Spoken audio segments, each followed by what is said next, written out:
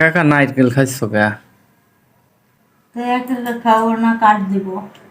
তা এনে একটা বড় একটা মানুষ দাঁড়িয়ে আছে, তারা দেওয়া যায় না? নারকেল হয় নাই, ডাব হয়েছে, ডাব। আমি ওই ডাবই খাবো। খাইতে পারবে না তুমি? অবশ্যই দাও। এটা একটা ডাব। দাও দাও। এগুলি তো মজা। মজা।